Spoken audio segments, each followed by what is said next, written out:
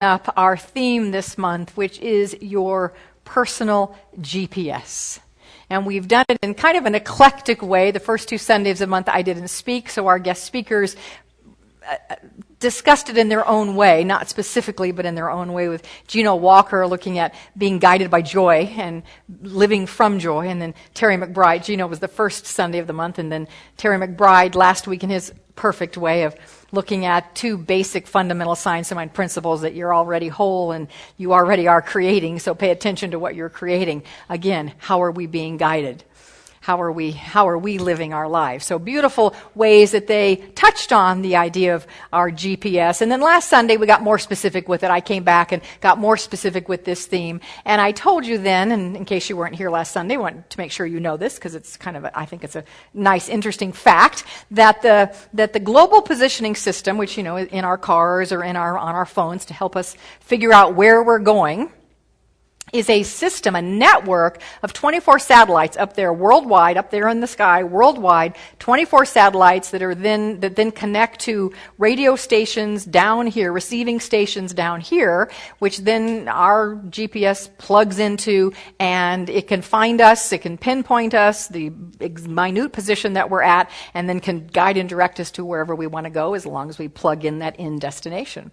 So that's amazing modern technology, and what I said last Sunday is we have amazing ancient technology within us in that we have our own GPS, and we call it our God positioning system, and we are receiving stations for that. But that God positioning system isn't hooked up to 24 satellites in a worldwide network. It, in fact, is a universe-wide network of an infinite number of satellites, and those satellites are divine intelligence, divine wisdom. They are the source of all life. They are that which was, and ever will be. That is what we, as the receiving stations for our GPS, are connected with. I love these words from Ernest Holmes. I shared them last Sunday. I want to share them again. He described it beautifully. He said, perhaps the simplest way to state the proposition is to say that we are surrounded by a mind or an intelligence that knows everything, that the potential knowledge of all things exists in this mind, that the abstract essence of beauty, truth, and wisdom coexist in this mind, that we also exist in it and may draw from it. And then the next line is in all caps, which is Ernest's way of saying, pay attention to this. This is extremely important, what I'm about to say. Get this. So this sentence is in all caps. But what we draw from it, we must draw through the channels of our own minds. A unity must be established, a conscious connection must be made before we can derive the benefits which the greater mind is willing to reveal or impart to us. The infinite knowingness becomes our wisdom only in such a degree as we embody its intelligence. So we are the receiving stations for our God positioning system. However, just like the modern GPS must be activated, we must activate it as well. And last week we explored how to activate it. We talked about 3 steps to activating our GPS, and I had given them these 3 steps before in the context of honing and developing our intuition, but it was important that we reviewed them last week. And what are they? Just because now I know you know, because I put you on notice last week that you needed to remember these because you need to practice them. So what is the first thing to activate our GPS? First thing is to? Listen. Thank you very much. Second thing is to? Choose to follow or not. Follow what you hear or don't follow, your choice. Number 3, observe the results. Well, I'm really glad that this part of the room got it. Because I only heard from this, I didn't hear any, what happened? What happened over here? All right, were you talking to me? Okay, all right, you were. All right, good. All right. So yes, listen, follow it or not, observe the results. Now, I had given that little formula before, and in the meantime between then and last week, I had heard a lot of, but how do I really know? How can I don't like that trial and error method of check the results and see how they go. I'd like a little bit more guidance on what I should be listening to. So last Sunday I gave you 3 things to listen for that can help you discern the voice of Spirit, that voice of God, your God positioning system in you. And I said that voice of the divine in you that Dawn song so perfectly addressed, I'm going to listen. That voice is a voice of love, not a voice of fear. And so it comes with a feeling of calm, and it comes with a feeling of peace and a knowing that all is well. It's a voice of abundance versus scarcity. And it comes with a sense of openness and expansion and possibilities. And it's a voice of your heart, not your head, which is a voice that comes with softness and a stillness within and a relaxed sense about it. So that's how we can know and activate that GPS and know that it is the divine within us, our God positioning system, helping us navigate these waters of life to a life that is joy-filled and God-filled and happy and productive and on purpose. So today the question then is, who really is in the driver's seat? And I know we would like to say, I am in the driver's seat. I am, what is that poem? I'm the master of my fate. Yes, and as good metaphysicians, we know that, it is through our thinking, it is through our consciousness, it is through our way of being that we activate a divine law that then just acts. So we would say the answer to that on the surface would be, I'm in control. I am in the driver's seat. But I ask the question again, are we really fully in the driver's seat? Or maybe the question ought to be, should we be in the driver's seat? So I want to start this morning exploring that idea with a story. A true story that happened to one of our members who happens to be sitting right back there, Fran Peck. Fran likes to email me her experiences and her ahas, and I love getting them. And about 2 weeks ago, a week and a half ago, she sent me this email, and I tucked it away, saving it for today, knowing how perfect it would be for today. So here is Fran's experience. She writes to me, I was restless and wanted to get out of the house. I texted Anne, or her friend Anne, sitting right back there, to see if she wanted to go to Applebee's, but she had already eaten. I personally was interested in a margarita, but anyway. As I backed out of the drive, instead of going right, which is the direction of Applebee's, the car went left, prompting a discussion with Spirit and with my car about where in the world did they think we were going. The response was, the antique store for a Native American pipe. The significance of that will be revealed in a few moments. As I the Native American pipe. Well, that spawned a serious argument in the car, don't you know? You can only imagine. What? I'm going where? For what? A pipe? An antique store? Are you out of your ever-loving divine mind? It's 105 degrees out here, and I was headed for a margarita, I whined. We drove directly to an antique shop at 36th Street and Indian School with me arguing in my head all the entire way. When I got there, I walked in the door, down the first aisle, turned right. Immediately there on the left in a locked cabinet was a pipe that we were seemingly here to rescue. The price tag was upside down, but Spirit would not leave me alone. I found the clerk with the key and said, I probably can't afford it today, but I want to see how long I might have to save my nickels. And I already told Fran in first service that we need to have a conversation about her abundant self-talk, but that is a different story, which we won't go there right now. She continues to write, I looked at the price tag, Michelle, it was 20% off. And then admired her beautiful shells and the red and orange beadwork, the bison engraved on one side and the thunderbird on the other, of what was possibly a red wood carved bowl. And I wondered if anyone at work might be able to identify the furs and the feathers. The degraded sinew bindings definitely gave away her age. It was like something else was handing over my debit card to the clerk at the counter, LOL. Anne texted me later and asked, how was dinner? I told her I didn't make it, that I was called to the antique shop instead to free a Native American pipe from bondage. She's quite pretty and immediately took over and rearranged 2 corners of my house to add herself to my altar. So as Fran is walking up showing you her pipe, the question of the day is, who was actually in the driver's seat of that car that day? Well, Well, the human Fran was there with her human. Isn't that beautiful? Isn't that beautiful? Have you dated it yet? Do you know how old it is? Well, not sure. Thinking maybe 50 to 100. 50 to 100 years old, we're thinking. Isn't that gorgeous? Thank you. I'm a collector. Thank you. So the human Fran was driving the car. She had her intention. I'm heading off to Applebee's. The higher self Fran, that is connected to the universally wide web of divine intelligence, had recorded an intention of hers a month and a half, 2 months ago. And that's what drove her there. So what was that intention?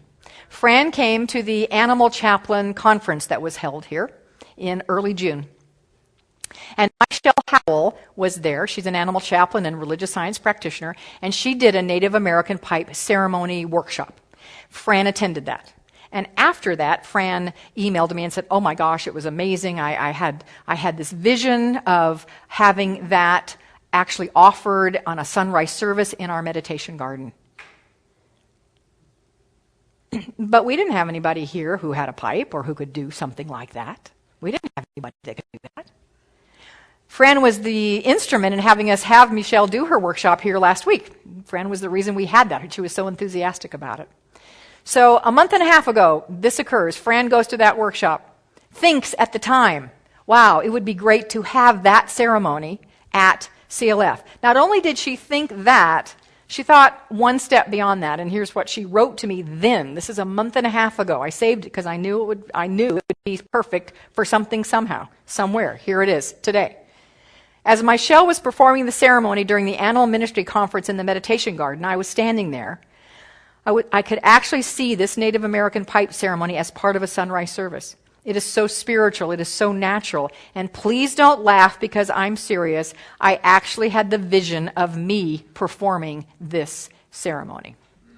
So she was driven a month and a half later to an antique store, why she didn't know, to pick up a pipe she didn't know was there, so that she could get herself prepared. And you're on notice now that you will do that ceremony in March when Easter is here and we have our sunrise service out there in the garden. Fran will do that for us.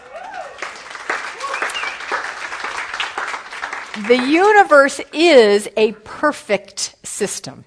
It aligns for us our highest and best, our dreams, our goals, our desires in seen and unseen ways, in reasonable and unreasonable ways, in ways that we think it's going to be, and in ways we have absolutely no idea. It says in the scripture in Romans, all things work together for good for them who love God, to them who are called according to his purpose.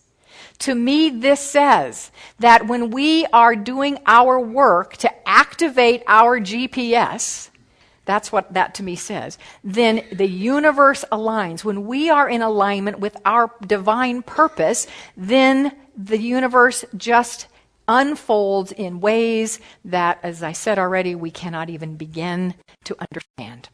So let's just talk very specifically about how do we really make sure we're an ongoing, active station for the divine, receiving station for our GPS.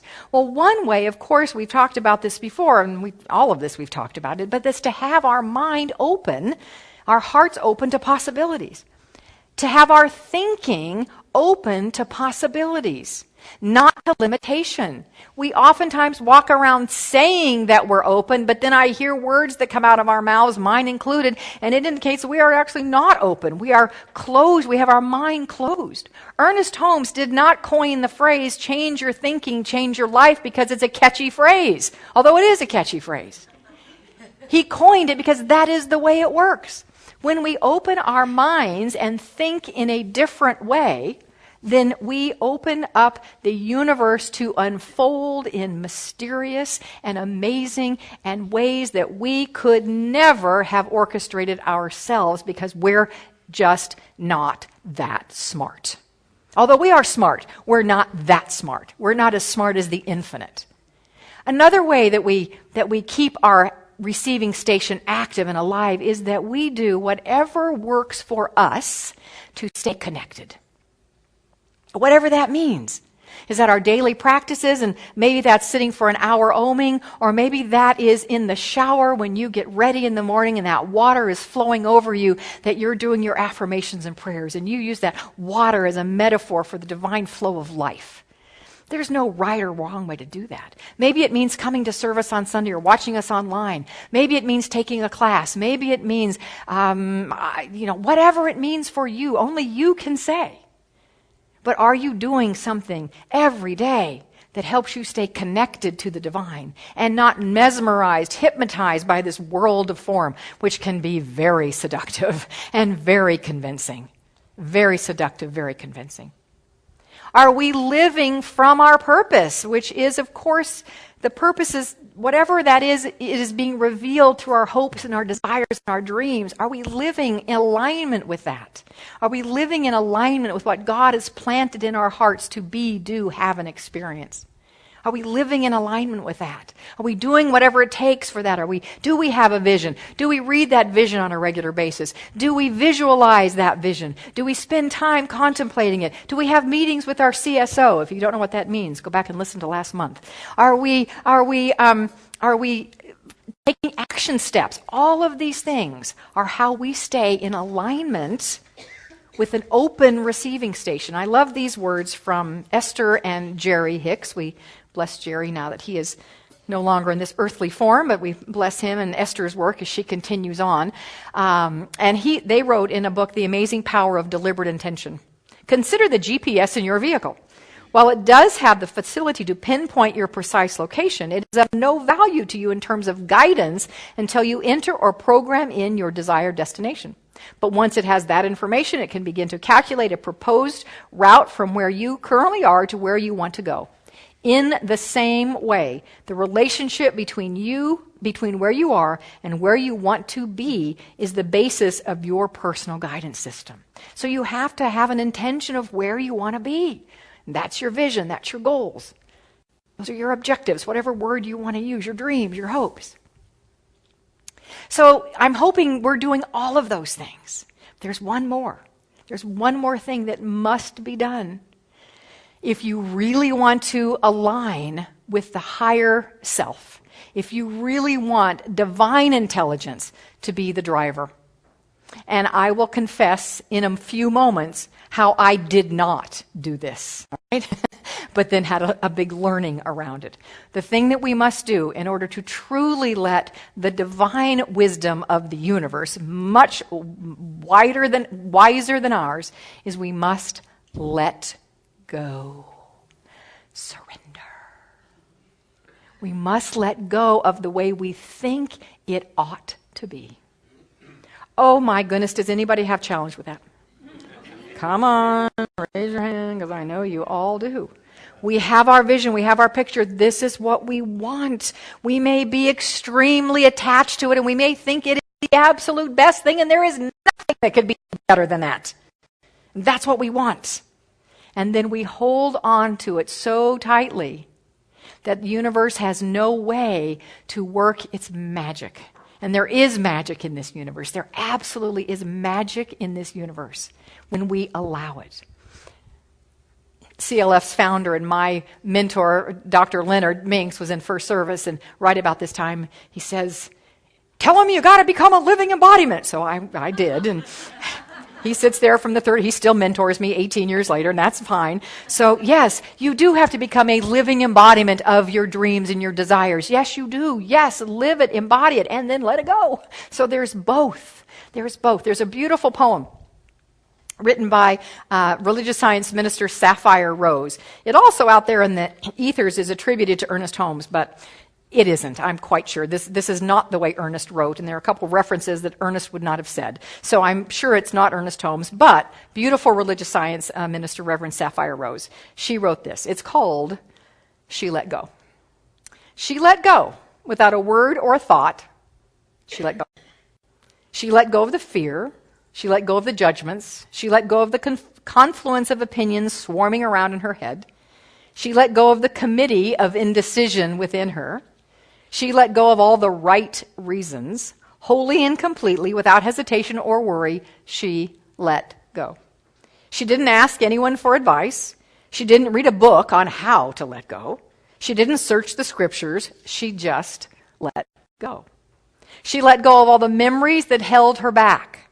She let go of all the anxiety that kept her from moving forward. She let go of all the planning and all the calculations about how to do it just right. She didn't promise to let go. She didn't journal about it. She didn't write the projected date in her day timer. She made no public announcement and put no ad in the paper. She didn't check the weather report or read her horoscope. She just let go. She didn't analyze whether she should let go. She didn't call her friends to discuss the matter. She didn't even do a 5-step prayer treatment. She didn't call the prayer line. She didn't utter one word. She just let go. No one was around when it happened. There was no applause or congratulations. No one thanked her or praised her. No one noticed a thing. Like a leaf falling from a tree, she just let go. There was no effort. There was no struggle. It wasn't good and it wasn't bad. It is just what it was. And it is just that. In the space of letting go, she let it all be. A small smile came over her face. A light breeze blew through her. And the sun and the moon shone forever. She just let go. Isn't that beautiful? When we let go and know that the infinite source of all life might just know a little bit more than we do, our dreams, our hopes, our visions come about in miraculous, beautiful ways.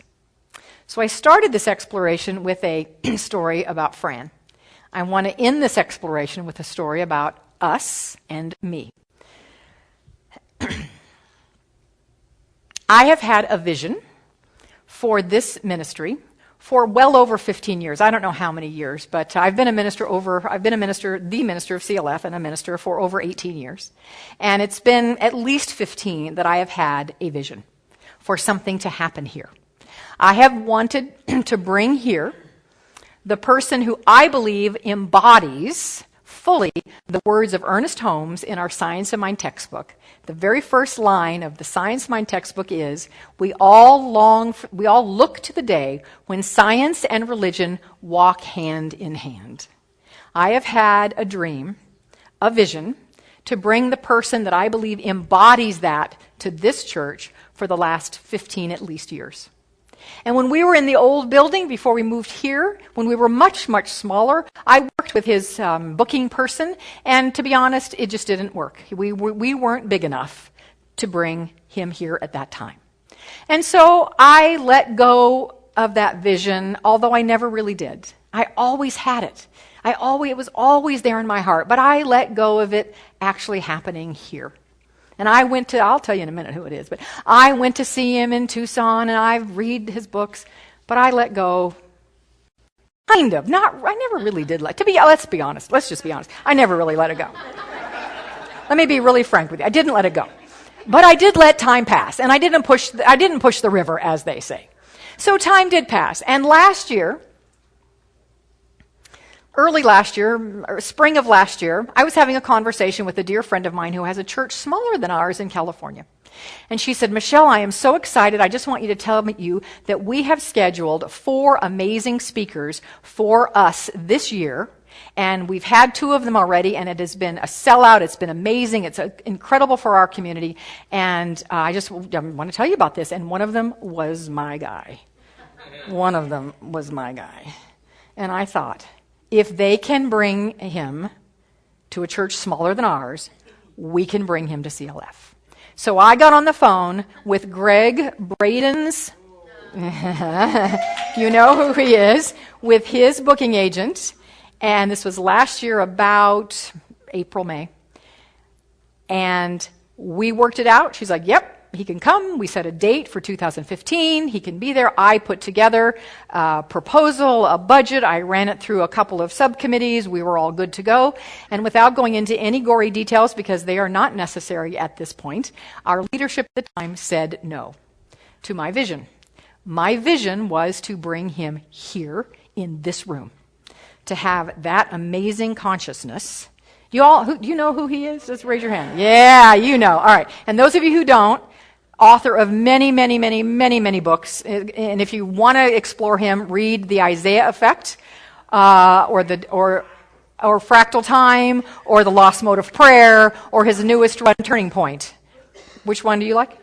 Divine Matrix is another one. Oh my gosh, he is incredible, blending science and spirituality in a way that'll blow your socks off. I heard him speak in Tucson. I went down there. It was with 2,000 people, and he talked on his book, The God Code.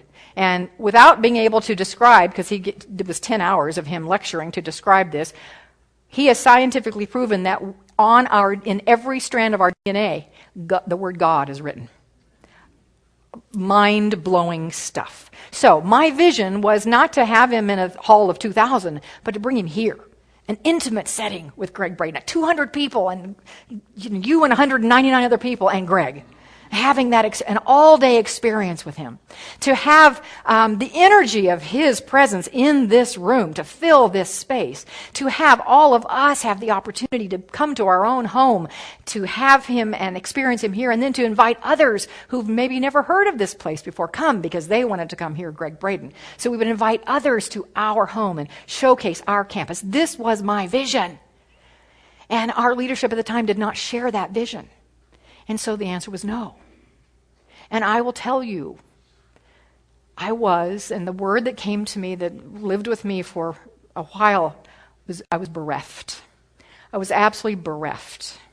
And I was also really, really ticked off.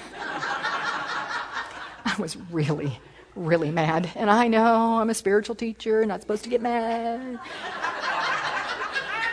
Well, Jesus got mad, for crying out loud, right? I mean, he got mad a couple of times. The money changers in the temple, he didn't like that. And also, I mean, he really got mad at a poor fig tree that didn't have any figs on it because it was out of season. He's walking back to the city. I don't know where he'd been, but he and his disciples were walking to the city, and he's hungry and probably tired, and he comes across a fig tree that is not bearing fruit because it is not in season, but he got ticked off, and he zapped it, and he withered it forever. It would never bear fruit again. It died. He got mad.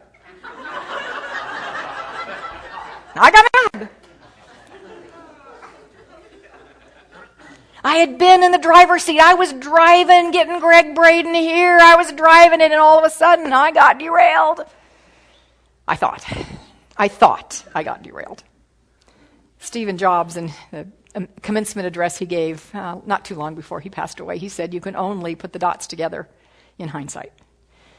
So let us fast forward to this year and into our incredible board that we have today. And in February or March, I can't remember when it was, we were a little late in the year, but we were having our visioning for this year. And we had a beautiful retreat at my house, and we were all there, and we did some work together. It was gorgeous. In the afternoon, we visioned, and we set intentions and goals for this year for CLF. And one of them was our board president came up with this label. She said, we're going to create a Big Dog Speakers Bureau. A Big Dog Speakers Bureau? What is Big Dog Speakers Bureau? I looked at her and I said, Raquel, I'm tiptoeing. Does that maybe mean Gregg Braden? Could that mean Gregg? And she goes, oh, yes, it means Gregg Braden. And I went, hallelujah, thank you, Jesus. So we put a new proposal together. We'd breeze this through. If I had my That Was Easy button, I'd hit my That Was Easy button right now because that was so easy. It breezed through with enthusiasm and excitement from everybody. This vision that I had is now accepted by everyone, and it's just a beautiful experience. I call Gregg's booking agent, and we have got him booked. Mark your calendars, my friends, for May 14th, 2016. He will be here. That's an all-day Saturday, by the way, 9:30 to 5 o'clock with Gregg Braden in this very room. It will be unbelievable. Now, that's not the end of the story, although that's pretty darn good, isn't it? By the way, if you want to work on a planning committee to put this event together, there's a sign-up sheet. There's a sign-up sheet at the activities table in the Holmes Fellowship Hall, so go and sign up. We're going to get working on it right away. This is not the end of the story. When I was speaking with Rita, Greg's booking agent, I said, so we want to start putting out promotional material really soon and start selling tickets. And so I'm assuming he will do his Turning Point, that's his newest book, his Turning Point workshop, which is the workshop he did for my friend in California and the one he's doing right now. I said, I'm assuming he's going to want to do that, right? So let me know if that's the case, or if he wants to do something else, whatever he wants is fine with me, but let me know so we can start publicizing. She said, let me ask him. We're emailing. Let me ask him. 2 days later, she emails back and she says, no, he doesn't want to do Turning Point. I'm like, okay, what does he want to do? He wants to do a workshop on his newest book, which isn't written yet. Not fully. He's working on it, but it isn't done yet. So give me a couple days and we'll get you a title, and give me a couple weeks, we'll get you a description. But he wants to do it on his latest work. When I came home and I told Lonnie that, thank you for being so wise, he looked at me and he said, Michelle, I know how hard last year was for you when that didn't go through. He had to live with me. I was not pleasant.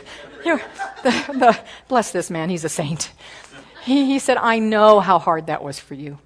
And he said, but if you look at it now, we are going to be, once again, kind of on the cutting edge of Greg's new book, perhaps one of the very first places he reveals his latest and greatest teaching.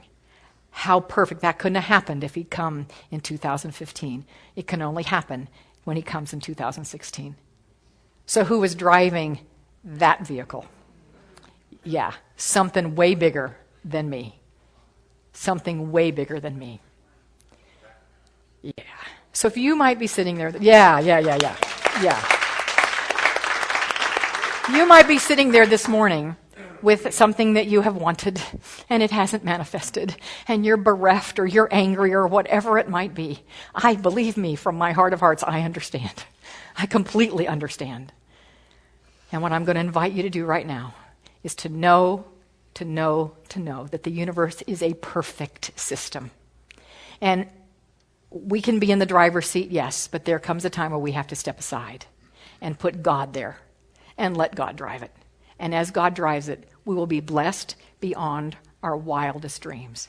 We have to be, because that is the way that it works. Let's pray.